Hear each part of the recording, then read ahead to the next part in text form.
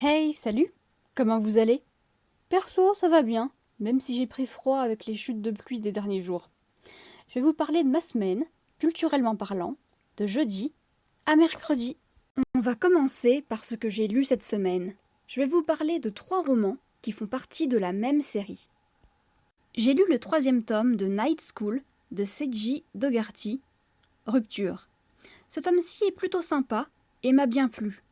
On se concentre surtout sur la recherche du traître au train de Cimmeria, le traître qui a mené à un bien tragique événement à la fin du 2e tome. Ali m'a moins embêté dans ce tome-ci, sans doute parce que le triangle amoureux entre elle, Carter et Sylvain est beaucoup moins présent et que sa colère est légitime. Cela dit, s'il y a une mauvaise décision à prendre, Ali est toujours prête.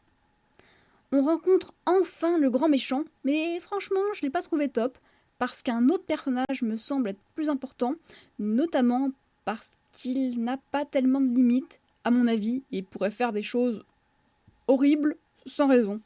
J'ai continué avec le 4e tome, Résistance.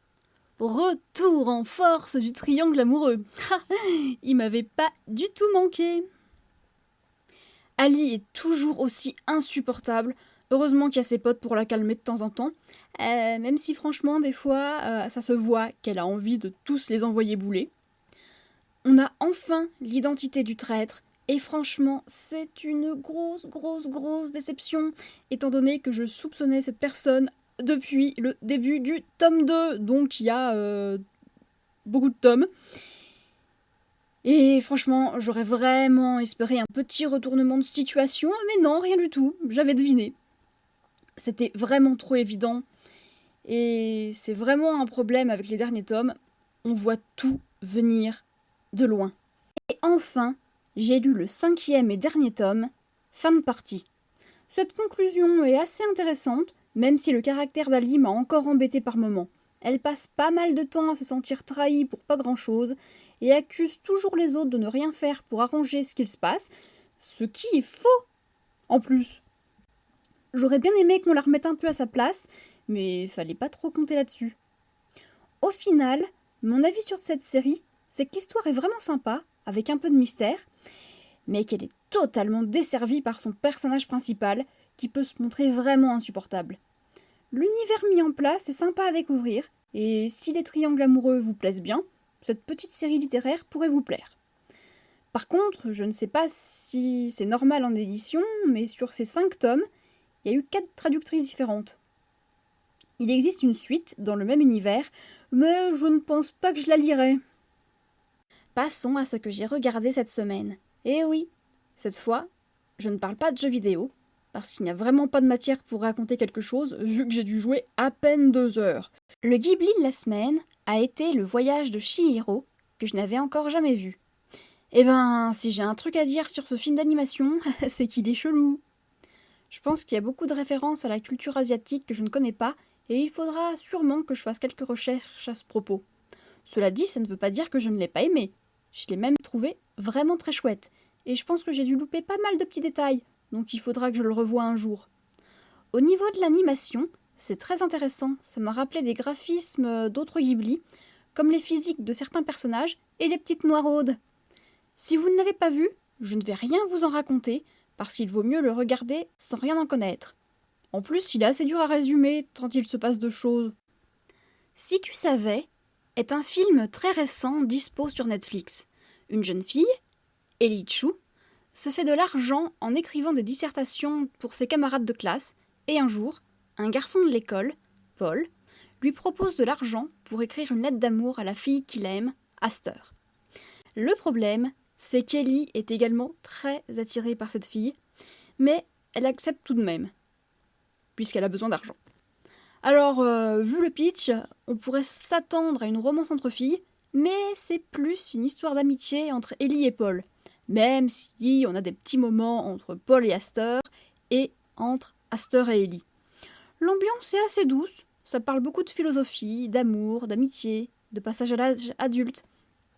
J'ai bien aimé, mais ce n'est pas non plus un coup de cœur. En gros, j'ai passé un bon moment devant ce film, mais je ne pense pas que je le reverrai un jour. Sur Disney+, j'ai regardé Bambi. Ça faisait très longtemps que je ne l'avais pas vu, et j'ai passé un bon moment avec Bambi, Pan et tous les petits animaux de la forêt, même s'il ne fait clairement pas partie de mes dessins animés Disney préférés. En fait, on suit le cycle de la vie de Bambi, de sa naissance, au moment où il devient père à son tour, après avoir surmonté plusieurs épreuves, notamment la mort de sa mère quand il était enfant, à cause d'un chasseur. J'aime beaucoup la chanson de la pluie, parce qu'on entend bien comment ça a été enregistré, avec des percussions pour représenter les gouttes de pluie, tombant sur les feuilles et le sol, mais aussi pour représenter le tonnerre. J'aime bien l'animation des animaux, qui est assez réaliste. Walt Disney faisait travailler ses animateurs avec de vrais animaux, pour qu'ils puissent reproduire les mouvements les plus réalistes possibles, et sincèrement, je trouve que c'est plutôt réussi. Comme j'adore le manga Beastars, de Paru Itagaki, j'ai voulu voir la série animée qui en a été tirée et qui est dispo depuis peu sur Netflix. Eh bien, comme le manga, ça a été un gros coup de cœur. C'est une excellente adaptation. Il y a quelques petits ajouts qui ne sont pas embêtants du tout, vu qu'ils servent bien l'histoire. Le 12e épisode s'arrête à un bon moment du manga, et j'espère que la saison 2 sera d'aussi bonne qualité que la première. Je l'ai regardée en version française, et elle est plutôt bien. J'ai eu du mal avec la voix de Legoshi au tout début, mais finalement, elle colle bien à la personnalité du loup gris. L'opening est vraiment super, mais j'espère que l'histoire ne prendra pas une direction aussi sanglante à ce niveau-là. Je ne savais pas quoi regarder en écrivant, et je suis tombée sur The Circle Game sur Netflix. Ce n'est pas du tout mon genre, je suis pas forcément très réseaux sociaux et la télé-réalité, sincèrement, je m'en fous, mais j'ai adoré. 8 personnes sont isolées, chacune dans un appartement, et doivent essayer de devenir la personne la plus populaire en utilisant uniquement le réseau social Circle, en créant un bon profil et en nouant des relations avec les autres joueurs. Un joueur pouvait être populaire lors d'un classement et il suffisait d'un rien pour qu'il se retrouve bon dernier au classement suivant. J'ai passé un excellent moment et j'étais souvent en train de rire à cause des situations provoquées par les participants. Alors, moi je n'ai vu que la version française, mais sur Netflix, il y a aussi la version américaine, qui a un doublage français, et la version brésilienne, qui, elle, par contre, n'a que des sous-titres français. Il existe aussi une version britannique. En fait, c'est la première émission de ce genre, et la version française, c'est une suite, une adaptation, je ne sais pas exactement, mais celle-là, elle n'est pas dispo sur Netflix.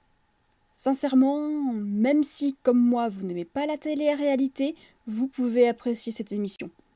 Alors moi, dans les participants, j'ai beaucoup aimé le trio magique et Rudy. Et pour finir, j'ai continué mon visionnage de Kaamelott en regardant le livre 3. Plein de choses se mettent en place, notamment par rapport à Lancelot, et également le début de la relation entre Arthur et Mévanouille. On sent bien plus que les épisodes se suivent et qu'il y a plusieurs fils directeurs. La fin donne très envie de regarder la suite. Ce que je vais faire d'ailleurs. Cette semaine, j'ai beaucoup écrit. Environ 8700 mots pour 21 pages. En ce moment, je suis assez satisfaite de ce que j'écris, ce qui est assez rare pour être souligné. Enfin, cela dit, je trouve que mon chapitre 13 n'est pas top et qu'il aura sûrement besoin de modifications plus tard.